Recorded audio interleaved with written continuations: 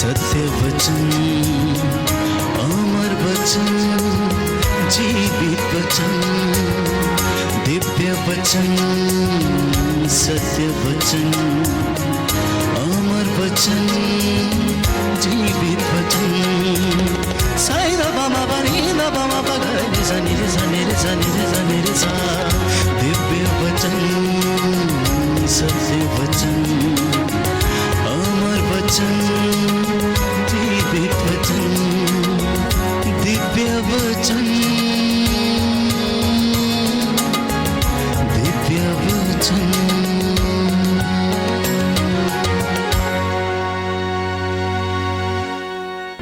हमारे प्रभु यीशु क्रिस्त की कृपा, ईश्वर का प्रेम तथा पवित्र आत्मा का साहचर्य हमारे प्रभु यीशु क्रिस्त के आनंद प्रेम और शांति सदा आप सबों के साथ हमेशा रहे। प्रभु क्रिस्त में प्रिय भाई और बहनों, आज हम लोग मनन चिंतन करते हैं एक साथ मिलकर स्वर्ग राज के बारे में, यानी ईश राज के बारे में। एक साथ मिलकर जब हम मनन चिंतन करते हैं तब हमें समझ में आएगा कि ईश राज, स्वर्ग राज कोई अलग स्थान नहीं है, बल्कि यह ईश्वर का शासन या अधिकार का क्षेत्र है। इसलिए प्रभु यीशु क्रिस्त अपने इस राज्य की घोषणा को, अपने मिशन कार्य को, जिसे पूरा करने के लिए स्वर्गीय पिता परमेश्वर ने प्रभु यीशु क्रिस्त को इस संसार में भेजा है। जब प्रभु यीशु क्रिस्त संसार में हम सबों के खातिर स्वर्गीय पिता के इच्छा को स्वीकार करते हुए संसार में आए, वो अपने मिशन कार्य को इसी वचन के साथ शुभारंभ करते हैं। संत मत्ती के सुसमाचार अध्याय 4 वाक्य 17 में प्रभु कहते हैं, पश्चाताप करो, स्वर्ग का राज्य निकट आ गया है। ना केवल प्रभु यीशु क्रिस्त और उसके पहले संत यूहन्ना बपतिस्ता भी संत मत्ती के सुसमाचार अध्याय 3 वाक्य 2 में भी कहते हैं, पश्चाताप करो, स्वर्ग का राज्य निकट आ गया है। यानी प्रभु यीशु भी, संत यूहन्ना बपतिस्ता भी हम सबों से आग्रह करते हैं कि हम अपने जीवन की ओर नजर डालें। हम कहां पर हैं, हम किस हालात में हैं, हमारा जीवन किस ओर हम सबों को लेके चलता है, हमारे मन वचन कर्म कहां हमको लेके चलता है, हम किस ओर मुड़े हैं। इसलिए आज जब हम स्वर्ग राज के बारे में मनन चिंतन करते हैं, हमें प्रभुवर बुलाते हैं, निमंत्रण देते हैं कि हम अपने आप को ईश्वर के चरणों पर रखकर मनन चिंतन करें, विचार करें, ताकि प्रभुवर जिस तरह से हमसे कहते हैं, पश्चाताप करो, स्वर्ग का राज्य निकट आ गया है। और यही नहीं, संत लूकास का सुसमाचार अध्याय 17 वाक्य 20 और 21 में भी हम लोग पाते हैं, जब उनके सम्मुख लोग प्रश्न करते हैं, फरीसी आकर प्रभु से पूछते हैं। फरीसियों ने उनसे पूछा कि ईश्वर का राज्य कब आएगा तो ईसा ने उन्हें उत्तर दिया, ईश्वर का राज प्रकट रूप से नहीं आता। लोग नहीं कह सकेंगे देखो वह यहाँ है अथवा देखो वह वहाँ है, क्योंकि ईश्वर का राज्य तुम्हारे ही बीच है। यानी प्रभु ना केवल हमें पश्चाताप करने के लिए बुलाते हैं, बल्कि वो हम सबों को हमारे अंतरतम में जाकर देखने के लिए आज हम सबों को प्रेरित करते हैं, ताकि हम अपने आप को देख पाए, अपने आप को परख पाए। क्योंकि जब प्रभु यीशु ख्रीस्त यूदास के द्वारा पकड़े गए थे, यूदास इस्करियोत के द्वारा पकड़े गए थे, पिलातुस के सामने जब उनको रखा गया था, पिलातुस भी उनसे पूछता है, क्या तुम राजा हो? तब भी प्रभु यीशु ख्रीस्त यही कहते हैं कि मेरा राज इस यहाँ का नहीं है। अगर मेरा राज यहाँ का होता, मेरे लिए मेरे अनुयायी लड़ते। यह हम सबों के सामने प्रभु प्रस्तुत करते हैं कि हम अपने आप को देखें, अपने आप को परखें, अपने आप को जानें, ताकि जो आशीर्वाद, जो कृपा प्रभु ने हम सबों को दिया है, उसको हम देख पाए, उसको हम परख पाए और उसके लिए हम कार्य कर पाए। इसलिए प्रभु कृष्ण में प्रिय भाई और बहनों, हमें अपने पापों के लिए, अपने गुनाहों के लिए, हमारे गलतियों के लिए हमें पछताव करना अनिवार्य है, पछताना अनिवार्य है। जब तक हम अपने आप को देख न पाए, तब तक हम अपने आप में सुधार लेकर नहीं आ सकते हैं। अगर हम सुधार चाहते हैं, तो हमें अपने आप को देखना है, अपने आप को परखना है, अपने आप को जांचना है, तभी हम अपने आप में सुधार ला पाएंगे, तभी हम अपने अंदर प्रभु यीशु ख्रीस्त को देख पाएंगे, तभी हम अपने अंदर दूसरों को भी देख पाएंगे।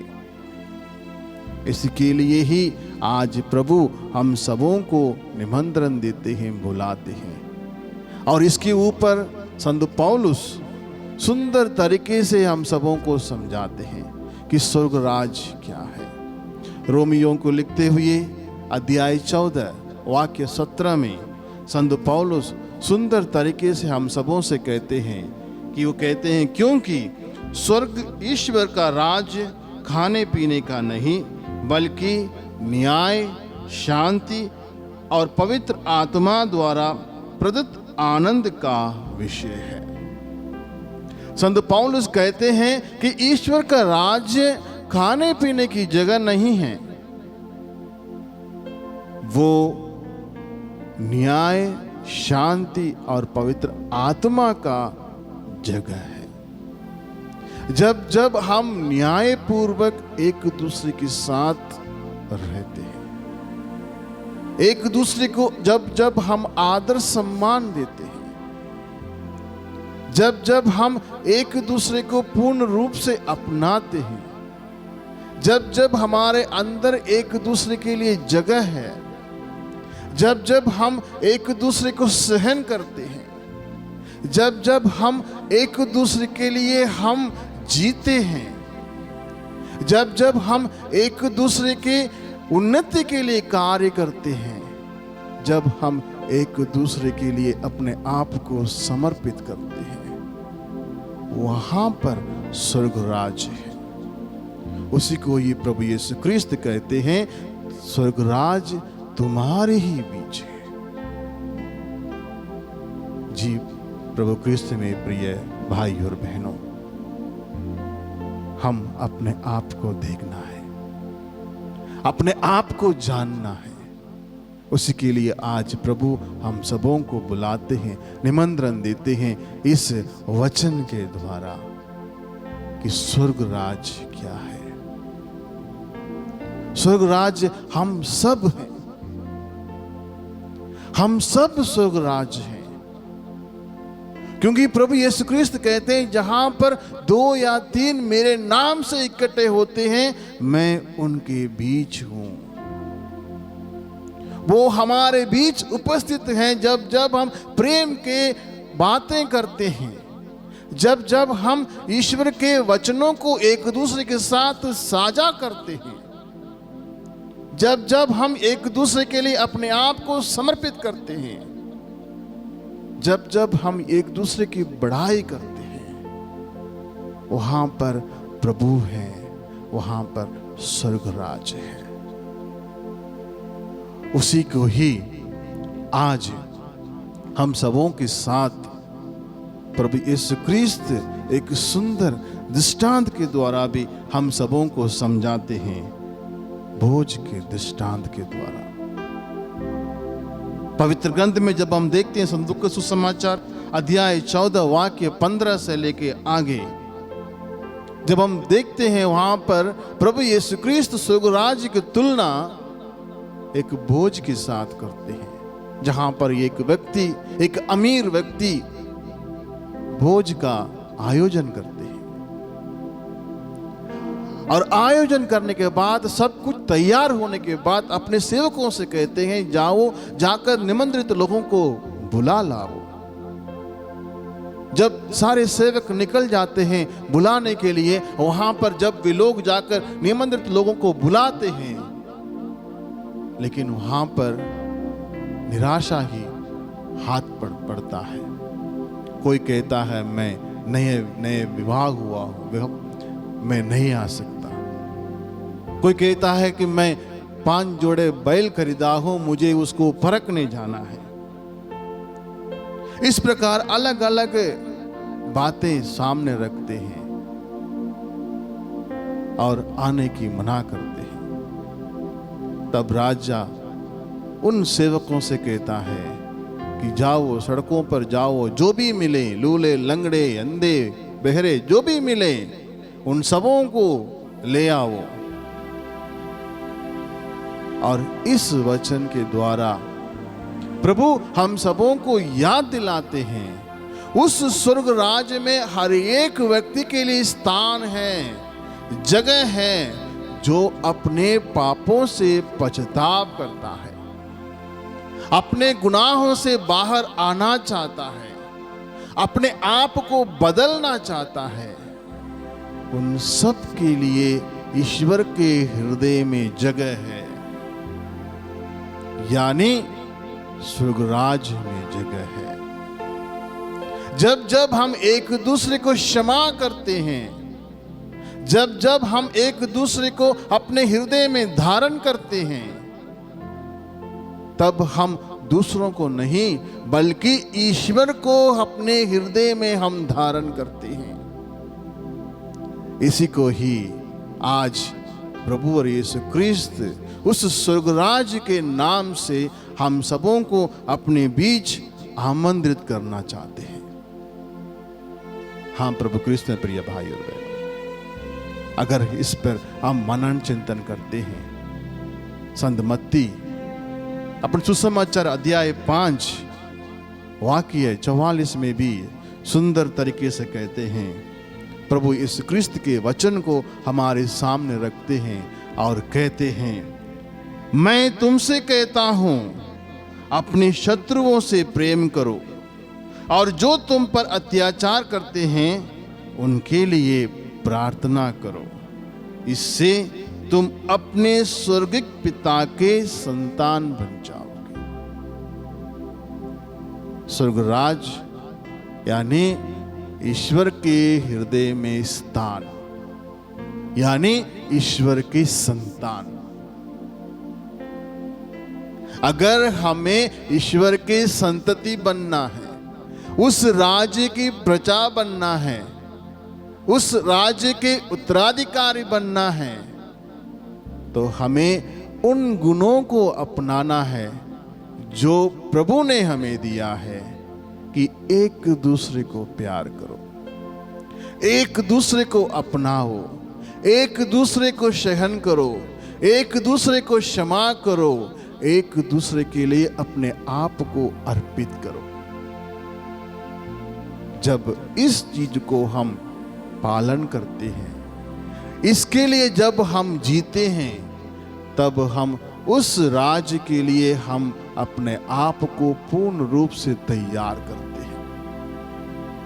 यानी प्रभु के लिए हम अपने आप को तैयार करते हैं। ये स्वर्गराज्य जो है हमें अपने पापमय जीवन से